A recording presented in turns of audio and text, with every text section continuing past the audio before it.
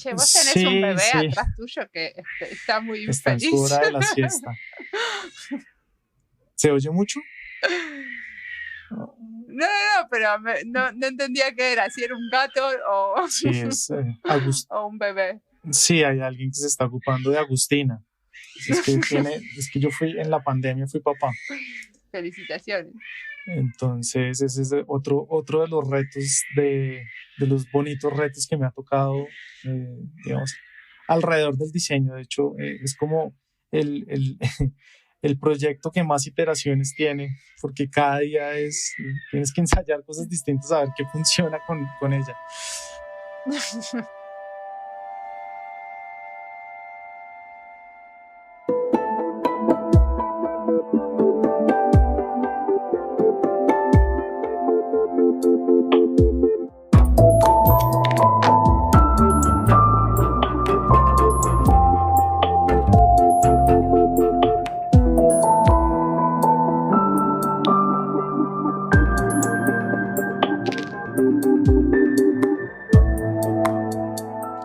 Con Santiago, después de esta entrevista, decidimos hacer una serie sobre acceso a la justicia. Esta entrevista la trazamos un poco para que sea la primera de la serie. Santiago de Francisco Vela es un diseñador e investigador colombiano que colidera el Laboratorio de Diseño para la Justicia. En esta entrevista nos cuenta su recorrido hasta llegar a armar este laboratorio, qué hacen y cómo piensan que se puede desarrollar en el futuro. Vamos a aprender qué es una tutela y cómo a través de los medios sociales se puede acercar la justicia a los jóvenes. Cómo podemos pensar en abogados como diseñadores y abrir el espectro de lo que entendemos que puede ser la contribución del diseño en el ámbito de la justicia. Mi nombre es Mariana Salgado, esto es Diseño y Diáspora.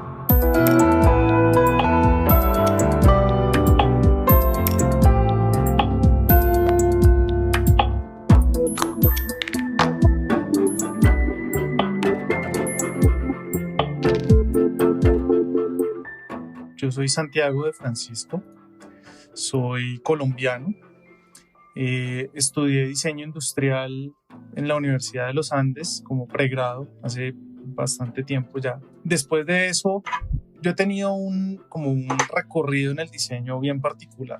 Desde antes de graduarme siempre he estado interactuando con otras disciplinas y eso ha marcado en mí, digamos que como una trayectoria muy interesante y me ha puesto unos retos muy chéveres. Entonces, mi primer trabajo formal fue como asistente de investigación en un proyecto donde participaba la Facultad de Medicina y la Facultad de Administración desarrollando dispositivos médicos. Mira qué lindo. Estaban creando como un nuevo aparato para diagnosticar apendicitis y necesitaban unas plataformas de prueba. Entonces yo aproveché, hice mi proyecto de grado con ellos y trabajé en el prototipo. Una experiencia súper bonita porque me llevó como a adentrarme en contextos, por ejemplo, de concursos de modelos de planes de negocios, cosas que generalmente uno desde el diseño, en ese momento, pues estamos hablando como 2007, 2008, pues era todavía muy nuevo para el diseño. Pues hoy en día hay todas unas ramas sobre business design y cosas de ese estilo que funcionan bien, pero digamos que en ese momento era como una nueva experiencia. Luego de eso, salté a la industria de la belleza. Trabajé 3 años en una empresa de cosméticos que se llama Loto del Sur. Fue un cambio 180 grados, totalmente distinto con los médicos. Hacía pruebas en cadáveres, tenía que ir al anfiteatro. Estuvimos haciendo pruebas en animales. En el otro lado era como la belleza, como la estética por encima de todo. Entonces, digamos que esa primera parte de mi vida como profesional también me llevó a tomar decisiones frente a qué quería hacer, ¿no? Entonces, de ahí decido irme a hacer una maestría a la Universidad Tecnológica de Delft, donde hago el track de Design for Interaction y empiezo como a descubrir como una sensibilidad por entender temas que no son necesariamente relacionados con el diseño. Ahí me encuentro con un grupo de investigadores que está empezando como una especie de semillero de investigación que llamaron el Delft Institute of Positive Design y con ellos desarrollé mi proyecto de grado de la maestría. Que cuando decís semillero, ¿qué es? ¿Como una cosa que recién empresa o es lo que en inglés se dice startup y le conseguiste una palabra maravillosa y no tenemos que decir más startup? No, es un instituto. O sea, ellos dentro de Delft tienen como grupos de investigación y este era un grupo que ellos bautizaron como el Delft Institute of Positive Design. Un grupo de investigadores con estudiantes de doctorado, estudiantes de maestrías, de cuenta como toda una estructura de equipo de investigación. Y yo logré, digamos que, meterme en ese grupo. ¿Sabes? Como que fui, hablé con el director, le hice mi propuesta, le dije, mire, bueno, se me olvidó contar una cosa. Cuando estaba trabajando en la industria cosmética, hubo un momento como que yo dije, necesito hacer algo más. Entonces, con mi esposa, decidimos desarrollar un producto que eran unas alcancías. Teníamos una historia muy bonita alrededor del ahorro que terminó muy triste porque al final no logramos ahorrar lo que queríamos ahorrar y a partir de eso sacamos un producto, desarrollamos o diseñamos un producto que llamamos en su momento Villegas y era una colección de alcancías, eran unos personajes que de alguna manera se podían relacionar con el ahorro que tú hacías. O sea, vos no llegaste a ahorrar para hacer ese proyecto y te pusiste a hacer alcancías porque te pareció que necesitaba algo para que me ayudara a ahorrar, básicamente. Pero o sea, las alcancías no son como los chanchitos para poner monedas. Sí, las huchas. Sí. Creo que en otros lugares de Latinoamérica le dicen las huchas. En Colombia son muy famosas los marranitos de barro. Marranitos son cerdos, ¿no? Sí, cerdos. Sí. Y desde hace un tiempo han venido como explorando estéticas para darle al cerdo como un look diferente. Entonces hay de Chapulín Colorado, de Hello Kitty, bueno. Pero el tema fundamental de lo que nosotros diseñamos es que la alcancía tenía que permitirte ahorrar billetes y no monedas, porque con las monedas no nos alcanzaba para nada. Entonces, digamos que la lógica detrás de la alcancía era esa y mucha gente nos contactaba de vuelta y nos decía pues que la alcancía le había ayudado a ahorrar, que habían logrado conectarse con su ahorro, que era un regalo muy chévere. Bueno, y eso me permitió a mí ir donde el director del Instituto de Diseño Positivo y decirle, mire, yo tengo este producto, yo lo diseñé, pero yo tengo la intuición de que esto hace feliz a la gente. Déjeme montar un experimento para ver si eso es verdad o no. Y digamos que ese fue mi primer paso para entrar como en el mundo académico. Escribimos un artículo que se presentó en una conferencia que se llamaba, porque ya no la volvieron a hacer, que se llamaba Design and Emotions, que coincidencialmente ese año fue en Colombia. Entonces yo como que volvía de Holanda a Colombia con mi investigación, dándole como un segundo. O sea que gracias al marranito ese lograste entrar en un grupo de investigación a hacer un experimento. Sí, aunque las alcancías que nosotros diseñamos no tenían cara de marranito. Yo ahora te mando unas imágenes para que las veas. Son unas alcancías rectangulares que de alguna manera presentan unos personajes. El nombre de las alcancías también tenía un juego con que era un apellido. Entonces era, digamos que en Colombia, como un slang para hablar del dinero en billetes, es decir, me quedé sin Villegas, por ejemplo. Es una manera como coloquial de decirlo. Y Villegas es un apellido. Entonces las alcancías se llamaban Villegas y la gente le podía poner un nombre. Entonces al final tu alcancía era Pepito Villegas o Juanito Villegas y entonces creabas como toda esta historia alrededor del ahorro. Realmente es un proyecto muy, muy bonito y pues me llevó, digamos, como a poderme adentrar dentro de este tema de las emociones. Trabajé temas, digamos que mi aliado en ese proyecto fue un banco holandés. Ellos realmente no era que tuvieran un interés puntual para crear algún tipo de estrategia de ahorro, pero les interesó el tema, me oyeron el cuento, me dejaron ir varias veces al banco, a hablar con el equipo, estuvieron en la sustentación del proyecto, se quedaron con una copia del libro, pero nunca más me volvieron a llamar. ¿Y cuáles son las emociones que se ponen en juego cuando uno usa una alcancía? ¿Es esto de pensar en los sueños? Pues mira, yo creo que hay varias cosas. Mi experiencia previa era que había una frustración y una incertidumbre muy grande. O sea, tú empiezas a ahorrar y empiezas a meter monedas. No sé la denominación más alta de las monedas que, bueno, en euros creo que funciona mejor porque tienes 2 euros y 2 euros pues al final es un montón. y más si lo pasas a monedas latinoamericanas. Pero en la denominación de monedas, por ejemplo, en Colombia, la moneda más alta no alcanza a ser ni siquiera un euro. Entonces tienes que hacer mucho esfuerzo. Sí, y a veces, digamos, a mí me tocaba, yo me acuerdo que en esa época me tocaba decirle no sé, iba a un supermercado y cuando me entregaban las vueltas con lo que pagaba, yo siempre, no, deme por favor monedas de tal denominación para la alcancía. Esa es una práctica muy normal en Colombia, que tú pidas como que si estás ahorrando en una alcancía, como que te van a dar vueltas y dices, uy, no, deme más bien en las monedas de la alcancía. De hecho, en el 2014 o 15 hubo un cambio en las monedas, se diseñaron nuevas monedas en Colombia y sacaron una denominación más alta. Y al año ya no habían monedas en el mercado, o sea, ya les tocó sacar más monedas, producir más monedas porque todo el mundo las estaba ahorrando y nadie las estaba gastando. Entonces, digamos que hay mucha incertidumbre porque tú no sabes. A mí me pasó que yo no supe el momento exacto en el que yo empecé a ahorrar.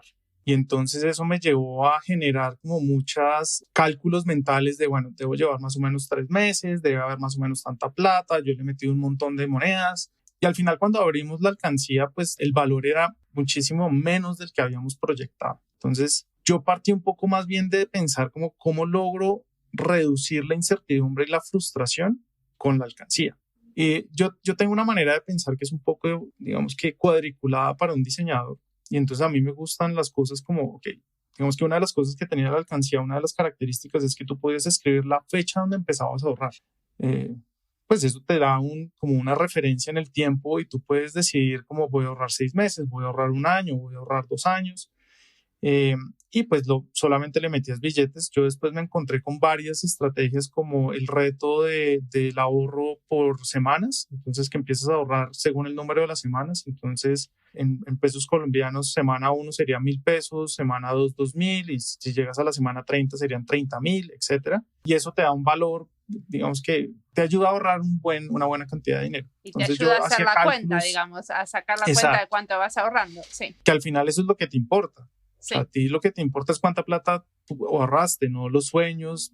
A ver, la plata después se vuelve como un medio para llegar a esos sueños y las cosas, pero lo que yo encontré en mi investigación es que si digamos, esa experiencia de comprar después era negativa, tú lo asociabas directamente con todo ese esfuerzo que habías hecho durante el ahorro y le terminabas echando la culpa a que, no sé, habías gastado mucho tiempo ahorrando.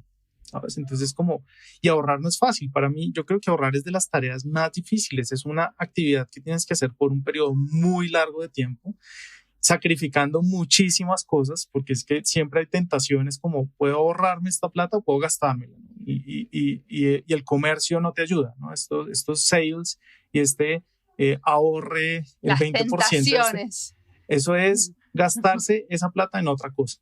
Para volver como a la historia de por qué llegué como al tema de las emociones, le planteé el proyecto a este señor. Hicimos una investigación súper interesante en relación a cómo algunas características de las alcancías, como por ejemplo construir un personaje, escribir la intención de ahorro, tener la fecha de inicio del ahorro, ayudaban a que la gente se conectara más con su ahorro y por ende pues sintiera o digamos que sintiera como un sentido de propósito en el ahorro y no necesariamente como un fin. Entonces, transformar la idea de ahorrar más en un proceso y un proceso reflexivo que en un resultado. Y eso terminó en una especie como de alcancía digital, un concepto de alcancía digital que te botaba algunos retos durante las semanas y entonces te ponía a hacer como cosas relacionadas con no solo ahorrar, sino también de pronto compartir un poco de tu dinero con alguien más, no en dinero, sino de pronto comprándole un café o no sé, era como una forma de explorar la manera en la que usas tu dinero de otra forma. A partir de eso, pues yo llego a Colombia de vuelta y pues naturalmente decido ir a hablar con personas que están metidas en temas financieros. Entonces me acerqué al Banco de la República, me acerqué a la Facultad de Economía, me acerqué a la Facultad de Administración, donde tienen digamos que un componente sobre finanzas y empecé a dictar algunos cursos sobre innovación financiera.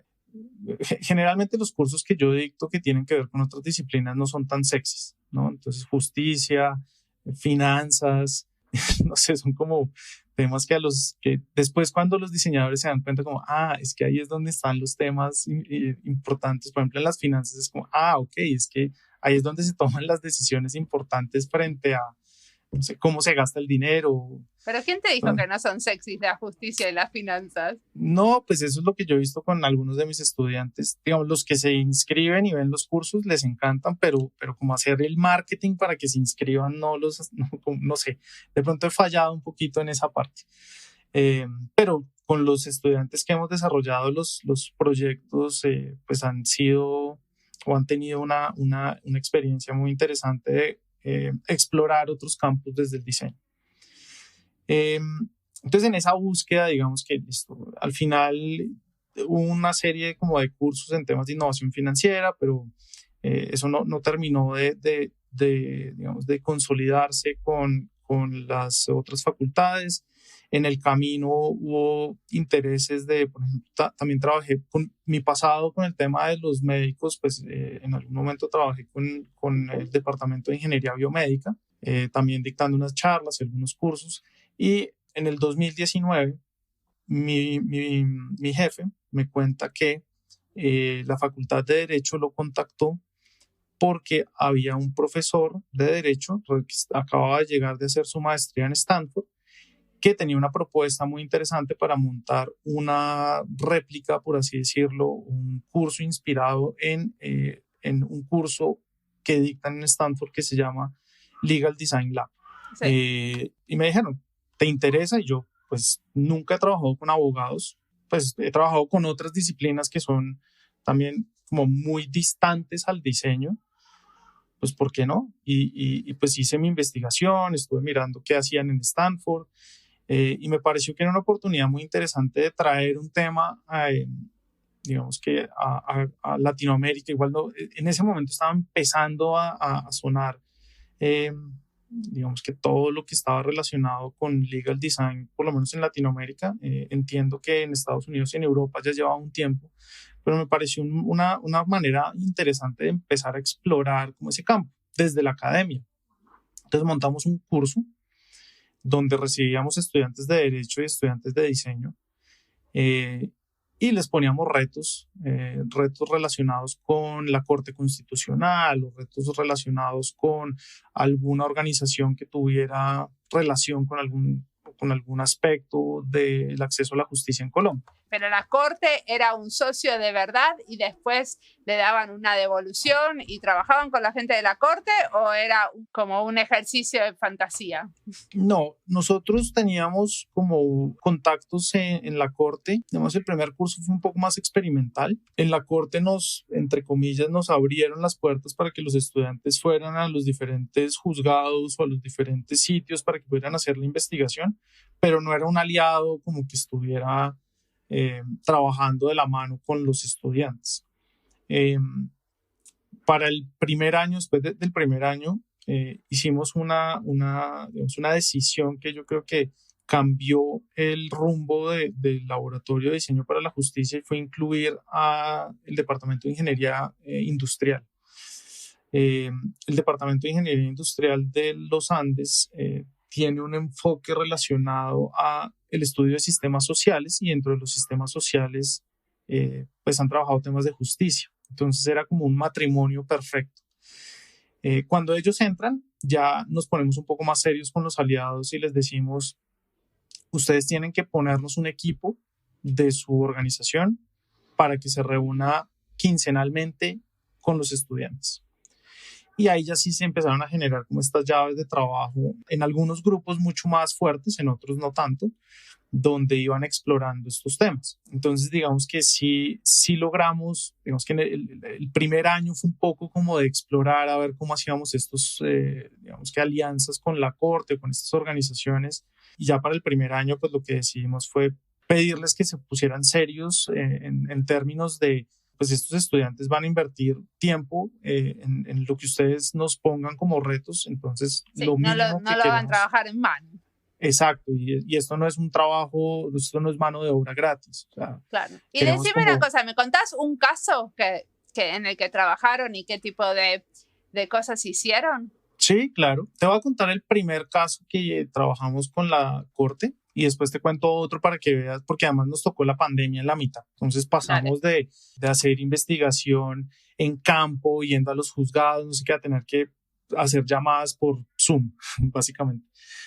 En la Corte, en Colombia, tenemos un mecanismo que se llama la tutela. Es como digamos, como una especie de herramienta que le permite a la ciudadanía proteger sus derechos fundamentales, y una vez tú la interpones, digamos que el juez al que se le interponga, porque se puede poner, o sea, tú la puedes interponer en cualquier lugar de Colombia que haya un juez, tiene 10 días hábiles para responderte. Entonces, digamos que es un mecanismo muy ágil. Y eso llevó a que la tutela se volviera muy popular y que hoy en día, pues, los juzgados le envíen, porque además todos estos documentos van a la Corte Constitucional, y en la Corte Constitucional deciden cuáles necesitan como una segunda mirada, o deciden, digamos, yo llevo casi 3 años trabajando este tema y todavía no entiendo muy bien cómo funciona esa parte de adentro, pero lo que sí es clarísimo es que están teniendo una congestión a nivel de tutelas. Están recibiendo un número completamente desbordado de tutelas al año, y eso implica recursos a nivel de transporte, porque hay que mandarlas de todos los lugares de Colombia a Bogotá, a la capital. Pero una tutela es un papel, eso no va por correo. Es un papel, sí, el Sí. correo, pero es que son más de 6.000, 7.000 expedientes que se mandan. ¿Por cada cuánto?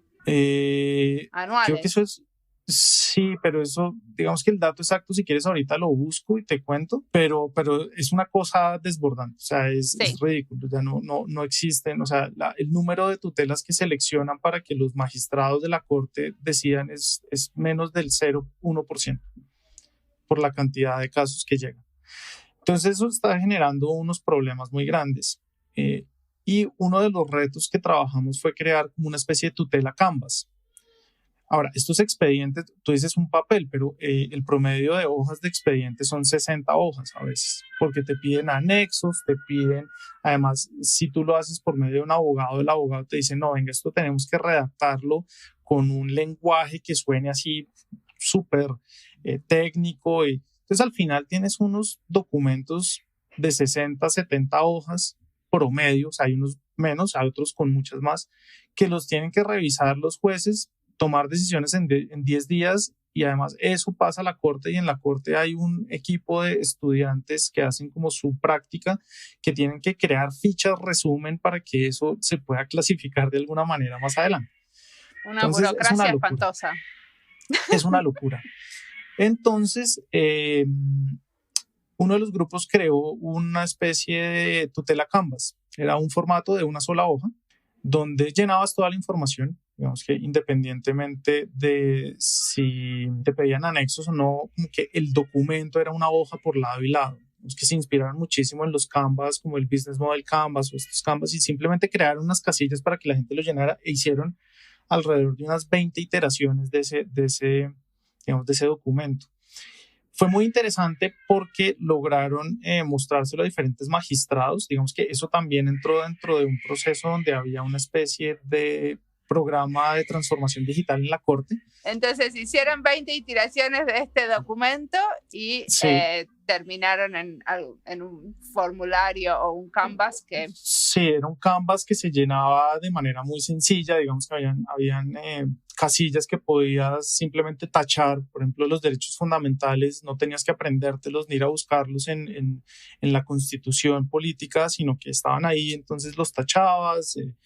Digamos que estaba pensada como para que fuera como de rellenar y enviar, y estaba también pensada para que entrara dentro de este, digamos que proyecto de transformación digital, donde, por ejemplo, estos expedientes que te conté que tienen 60, 70 páginas, hubo un proyecto para digitalizarlos, entonces los escaneaban.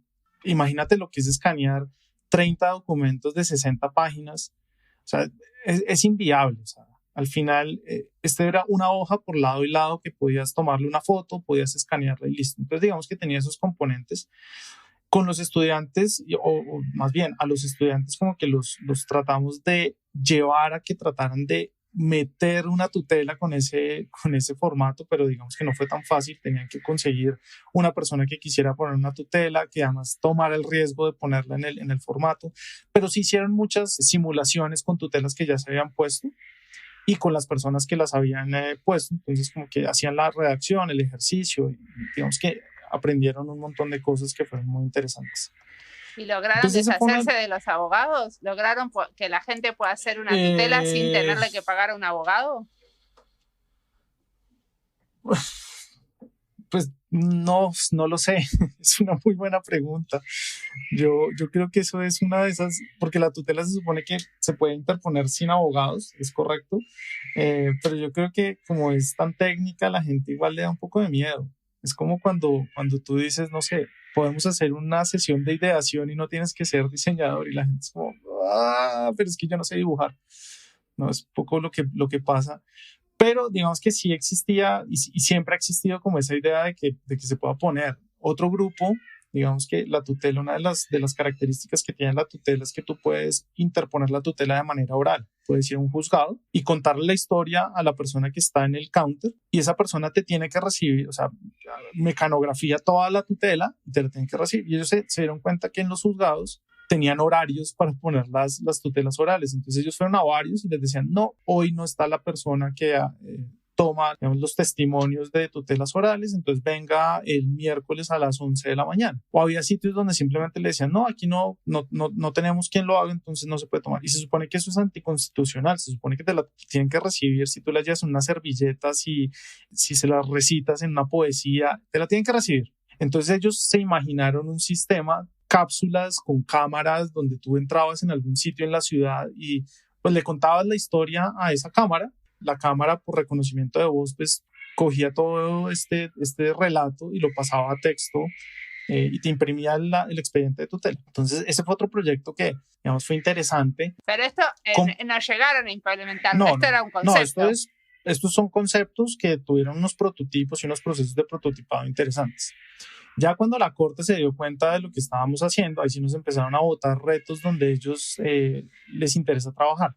Por ejemplo, construir canales en redes sociales que se acerquen a otro tipo de audiencias más jóvenes. Entonces, el año pasado, si no estoy mal, un grupo creó un canal de Instagram que se llama Corte Express, y Corte Express simplemente usaba, digamos que la Corte Constitucional tiene una cuenta en Instagram, que ya es una cosa que uno dice como, ok, interesante, pero pues ellos no pueden usar un lenguaje de Instagram en una cuenta oficial, ¿sabes? Perderían un poco como la seriedad de lo que implica estar o ser la Corte Constitucional. O sea, el objetivo es que los jóvenes se animen a hacer reclamos porque seguramente pasan por un montón de injusticias y no reclaman. Ese es el objetivo de que la Corte esté en Instagram. No estoy seguro si que reclamen o más bien si que se enteren de lo que hace la Corte. ¿Sabes? Yo creo que el desconocimiento de las funciones de muchas de las organizaciones de la rama judicial es altísima. Entonces uno pues sabe que está la Corte, sabe que está el Consejo Superior, sabe que está, no sé,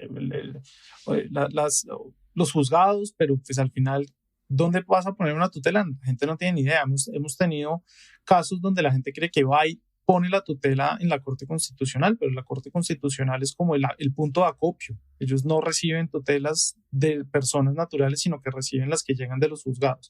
Entonces yo creo que hay un desconocimiento, ellos se han dado cuenta que eso pasa. Entonces estos canales son más como para acercar a la gente a que se informe, que conozca un poco más, no necesariamente que ponga más tutelas o que ponga más denuncias, porque de hecho lo que quieren es que no pongan más denuncias, ¿sabes? Todo el plan detrás de esta digitalización no es necesariamente tener un mejor sistema con inteligencia artificial para poder seleccionar las tutelas, sino que la gente diga como, eso de pronto no lo tengo que hacer en una tutela, lo puedo solucionar de otra manera. Sí, o sea, pero que pues se entere las diferentes vías. Si sí, no es tutela, pero es una apuesta, puede ser tal cosa. Es una apuesta muy, digamos que muy arriesgada, porque pues Instagram maneja un tipo de lenguaje que es mucho más, no sé, bueno, el caso es que estos estudiantes hicieron todo un estudio y crearon una cuenta y empezaron a generar contenido que explicaba diferentes o traducía como al lenguaje Instagram muchas de las, digamos, de los comunicados que la Corte quería montar. Y ese proyecto está ahorita como en charlas para ver si esa cuenta que crean los estudiantes se puede volver una cuenta, digamos, oficial de la Corte, pero que maneja una información más light, por así decirlo. ¿Y cuál fue la devolución que tuvieron de la Corte?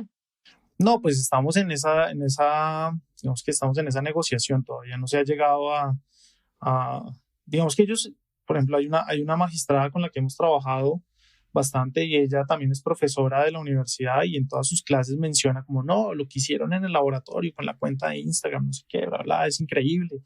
Todavía no hemos llegado como a esa devolución, o a ese intercambio real, pero estamos como buscando. Ahora, yo creo que también en estos temas, yo como profesor lo que también busco es que si a un estudiante uno de estos proyectos le resulta interesante a su aliado, que mínimo ese aliado pues le reconozca o lo contrate, ¿sabes? Como que si quieren trabajar, o sea, él fue el de la idea. Sí, es una manera de abrir el espacio del diseño y poner un diseñador en la Corte Suprema.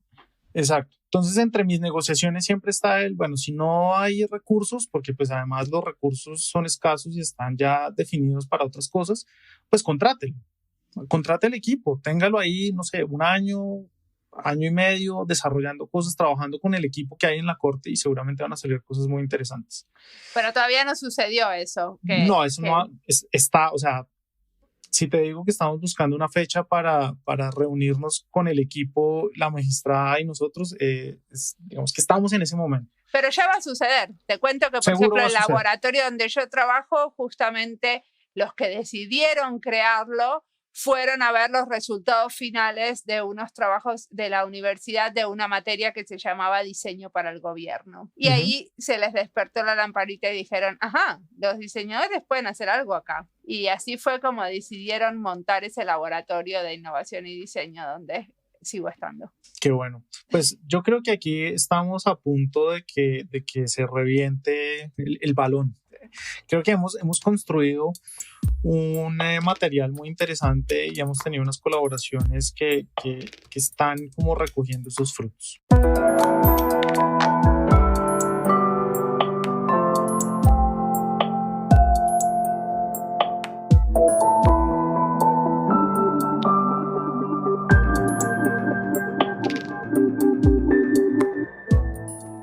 Esta es parte de las listas Colombia y Diseño, Diseño en Laboratorios de Innovación, Educación en Diseño y Acceso a la Justicia. Sí, ahora tenemos esta nueva lista que empieza con esta serie que empezamos en este episodio, pero que con el tiempo se va a ir expandiendo como todas nuestras listas. Así fue también con esta serie. Empezó siendo una serie de 5 episodios y terminamos entrevistando a 10 personas. O en realidad tenemos 10 entrevistas porque en algunas hay más de una persona. Ahora presentamos la primera parte y después de un recreo temático presentaremos la segunda. Espero que se apasionen con el tema y quieran aprender más y más, que es lo que me pasó a mí. Y si se les ocurren otros diseñadores o personas trabajando en diseño que les parece que podrían ser entrevistados para profundizar en el tema, por favor, comuníquense y nos cuentan. Ahora sigamos escuchando a Santiago, que tiene un montón para contarnos.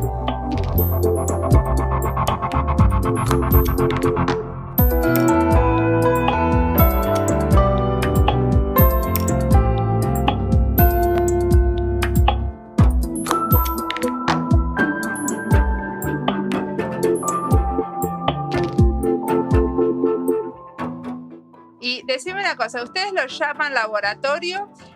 Es una materia, entiendo que es una materia transdisciplinaria, colaborativa entre 2 facultades diferentes, pero aparte de eso tienen la posibilidad de hacer investigación y de, por ejemplo, escribir y documentar estas experiencias en formatos más o menos académicos.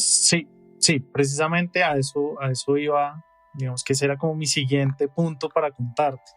De hecho, somos 3 facultades, porque está la Facultad de Ingeniería con el Departamento de Ingeniería Industrial, la Facultad de Derecho y digamos que la Facultad de Arquitectura y Diseño con el Departamento de Diseño. Que eso digamos que en lo que yo he visto es bastante peculiar, o sea, no digamos la mayoría, digamos que sí hay un trabajo interdisciplinar o transdisciplinar en muchos de estos laboratorios, sobre todo cuando ya son, digamos, de las organizaciones, pero en la academia es muy raro encontrar estos espacios con más de dos disciplinas y que no sea un curso, digamos, como de curso de los que ofrece la universidad que no está directamente vinculado a alguna unidad. Por lo menos en los Andes tenemos como digamos que un espacio de cursos que se llaman el ciclo básico, que son cursos que se dedican a todos los estudiantes. Entonces tienes como una masa muy diversa de estudiantes de diferentes disciplinas, pero los temas que se abordan son más teóricos o tienen que ver, digamos que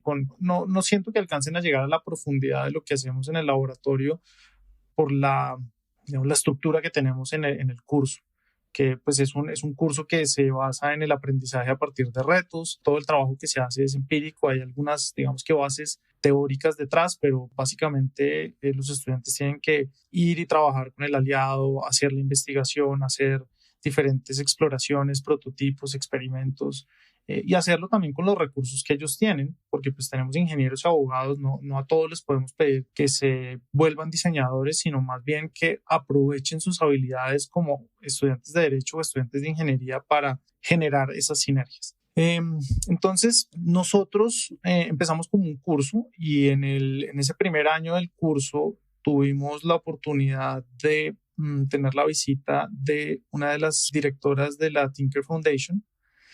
Ella fue a una de las clases y vio como el desarrollo de los prototipos y quedó, pues, le pareció muy interesante. Entonces nos sugirió que nos presentáramos a un grant para estructurar de mejor manera lo que estábamos haciendo en el curso. Nos ganamos el grant y con ese grant lo que hicimos fue crear un equipo de investigación. Pero esa beca, ¿qué es lo que les paga? ¿Les paga los sueldos para investigar? Sí. Genial. Y nos da algunos apoyos para, no sé, presentar productos de investigación o para hacer talleres con diferentes usuarios.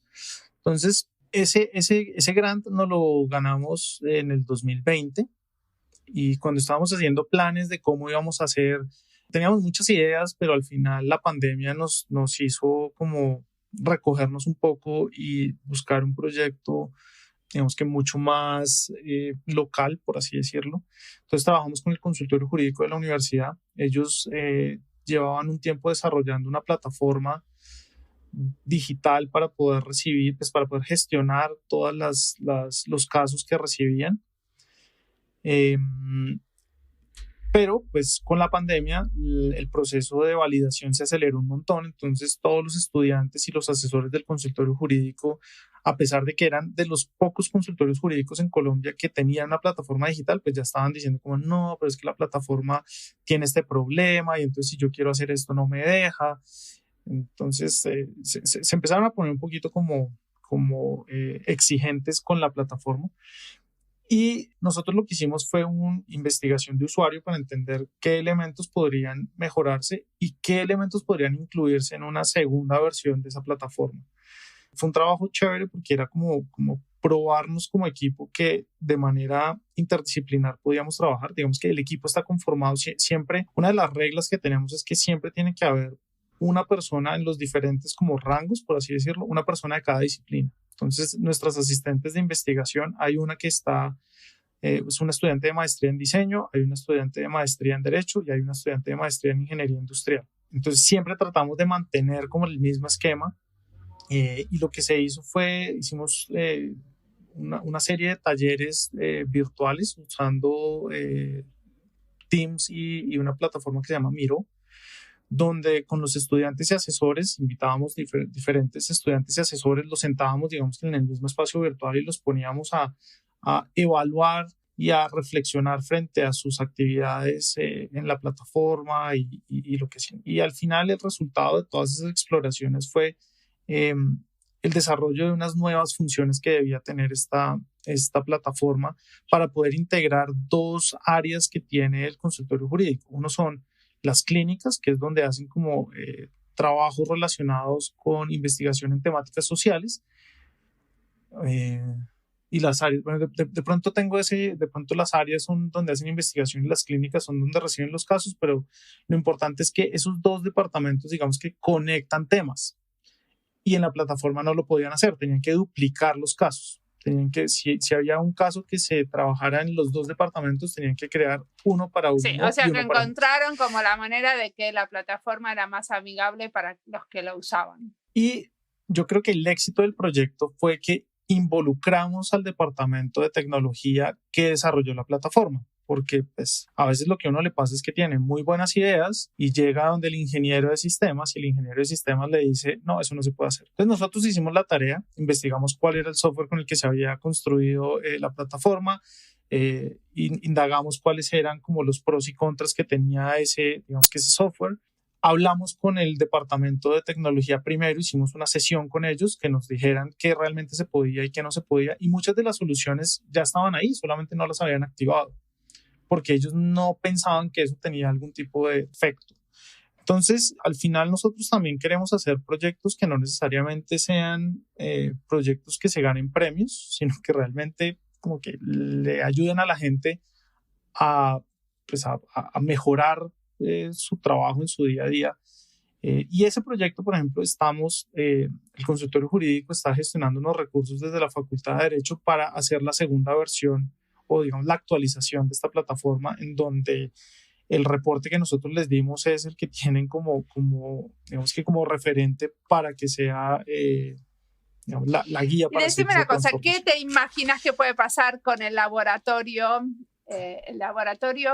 de diseño para la justicia en el futuro? ¿Qué te gustaría que suceda? Pues a mí me gustaría que el laboratorio empezara a meter en temas más sociales, ¿sabes? Yo creo que por ahora hemos trabajado temas más jurídicos, donde eventualmente pues hay temas sociales que se meten, ¿no? Cuando uno habla de las tutelas o cuando uno habla de los consultorios jurídicos, pues hay personas, ciudadanos que están tratando de reclamar sus derechos, de buscar mecanismos que les permitan acceder a soluciones para sus Y lo problemas. de las tutelas, no puedo imaginarme algo que no se relacione más con la justicia social, ¿no? Porque Total. hacer estas tutelas más accesibles y que la gente no tenga que pagar abogados y pasarse horas tratando de redactar un texto, eso ya hace que haya mucha más gente con posibilidades de llegar a la justicia. De acuerdo, pero también por otro lado, yo me imagino el laboratorio como una especie de think tank,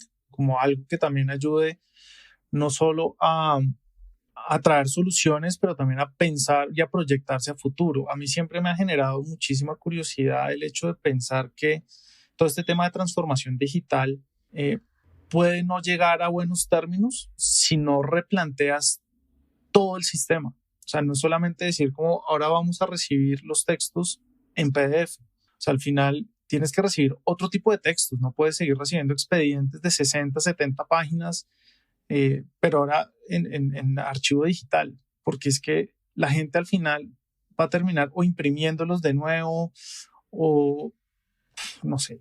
Entonces, a futuro yo también me imagino que el laboratorio debe ser como un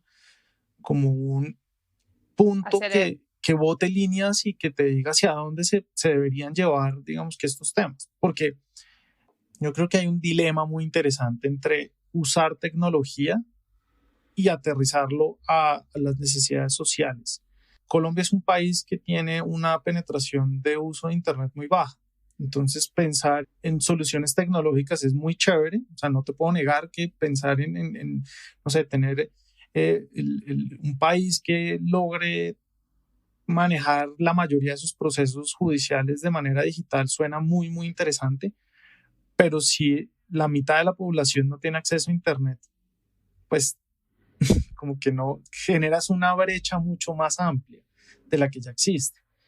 Entonces, yo creo que el laboratorio sí es como ese actor que genera esas discusiones, que debería generar esas discusiones, debería decir como, hey, un momento, todos estos discursos son chéveres, pero ¿a dónde los queremos llevar? ¿Sí? Porque yo creo que los problemas tecnológicos están basados en situaciones sociales. O sea, no es un tema de la tecnología por la tecnología, sino de entender cómo esa tecnología modifica las prácticas de las personas en su contexto. Y si las modifica, porque de pronto ni siquiera las modifica, ¿sabes? Decime una cosa, ¿y qué cosas te inspiran? ¿Qué cosas estás escuchando, leyendo o mirando que querés recomendar sobre estos temas, sobre el diseño legal? Bueno, sobre el diseño legal, yo generalmente mi proceso como de de inspiración, trato de no mirar cosas tan relacionadas con el tema que estoy investigando. Ahorita estoy muy digamos que conectado con temas de ciencia ficción. Me encanta la ciencia ficción y me encanta. ¿Qué estás leyendo?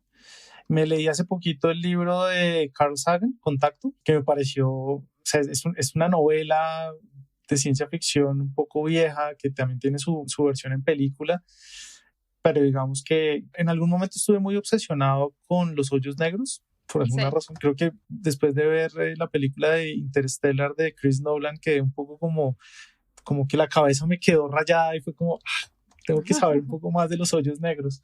Entonces los hoyos negros, me leí un libro de hoyos negros que me llevó a leer el de Carl Sagan.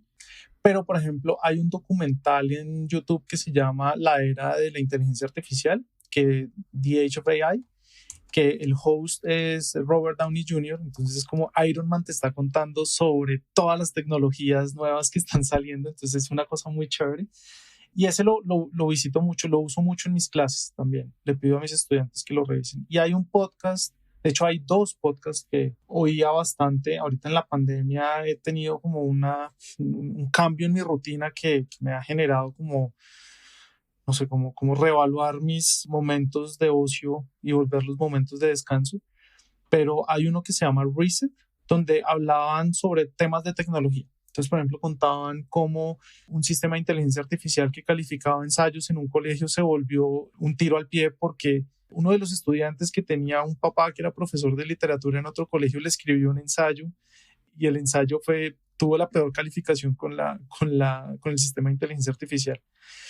Entonces se dio cuenta que lo que tenía era que generar como unas estructuras de texto que no importaba si eran coherentes en el texto, sino que respetaran unas reglas gramaticales y con eso tenía como una mejor nota. Entonces generaba como este dilema de el sistema no está generando mejores calificaciones, sino que está actuando bajo un algoritmo. Ese fue un capítulo que me pareció muy interesante y había otro capítulo que hablaba sobre los timbres, estos como rings que tienen una cámara y cómo la policía puede acceder a esos, digamos que digamos, a los archivos de video que graba esa cámara mientras no se está usando. Perfecto. ¿Y qué otro podcast escuchar? El otro se llama... Diseño y diáspora.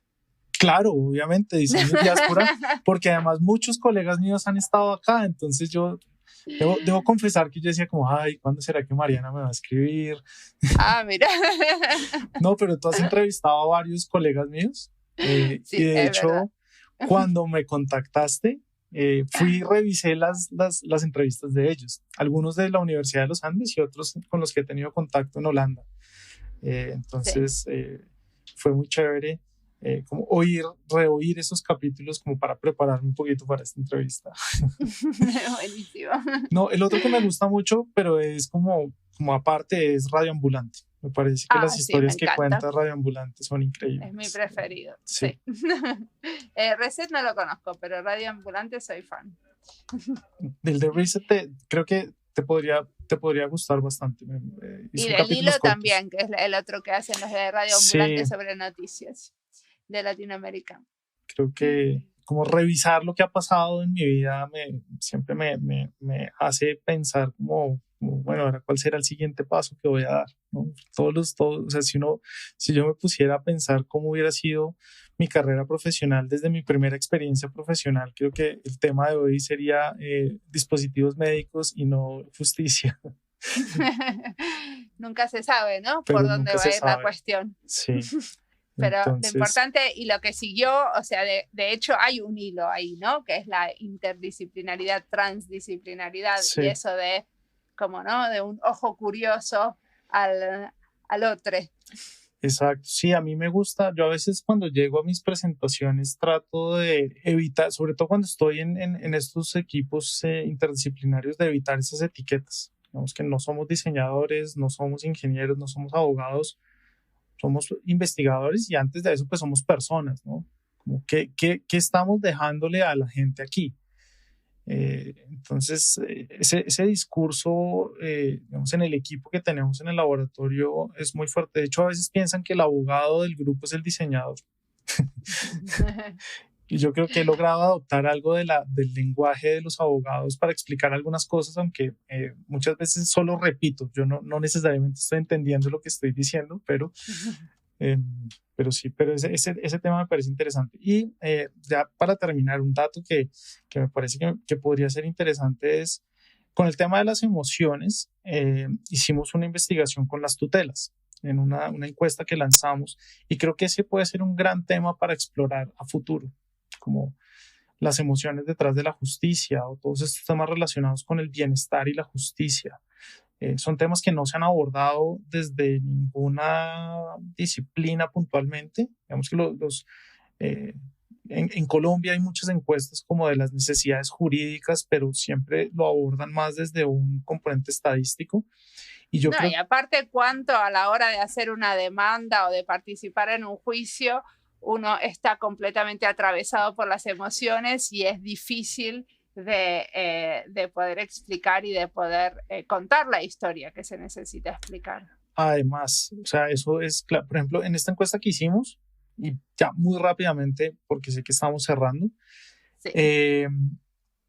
Ellos se evaluaban como en una escala de Likert, pero después les preguntábamos y eran respuestas totalmente distintas. Entonces decían como, no, cuando puse la tutela digital me sentí emocionado, y después decían, pero era una emoción donde yo no sabía si me la iban a recibir, si se había enviado, si no se había enviado. Al final uno esperaría como que del proceso digital haya como un seguimiento mucho más claro, y no estaba. Entonces también sentí mucho estrés o mucha incertidumbre. Entonces fue muy interesante ver que en una escala cerrada te decían una cosa, pero cuando les preguntabas el por qué habían puesto esa emoción, afloraban un montón de otras emociones, y uno decía como, wow, esto es súper importante, sí, y súper poderoso. Entonces ese creo que es mi plan a futuro, ver cómo se logran conectar esos dos universos. Yo siempre me he movido en dos universos, entre la medicina como de ir a anfiteatros y la belleza, entre la economía y las emociones, entre la justicia y el bienestar, no sé. Buenísimo. Bueno, muchísimas gracias. Bueno, no, Mariana, a ti por invitarme, y pues muchas gracias. Creo que haces un trabajo tremendo. De verdad que recopilar todas estas historias de investigadores latinoamericanos o que trabajan en temas relacionados con Latinoamérica es importantísimo. De verdad, muchas gracias. Muchas gracias.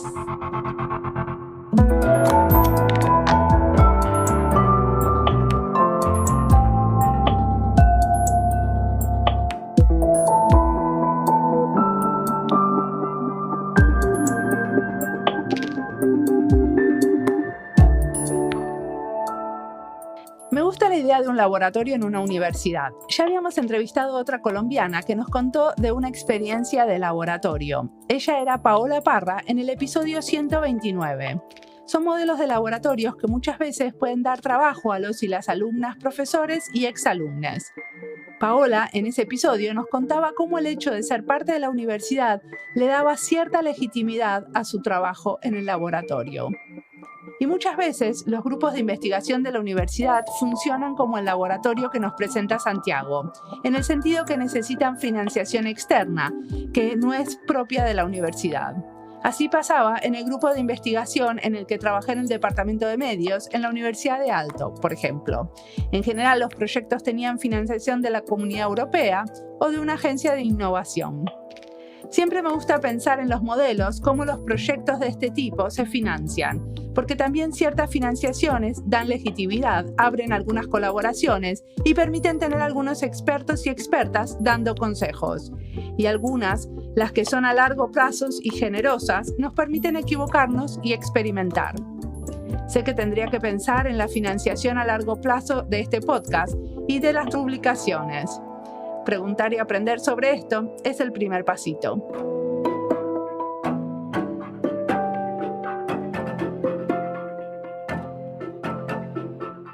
Como siempre, la música del podcast es de Antonio Zimmerman. El diseño de sonido es de Andy Fechi.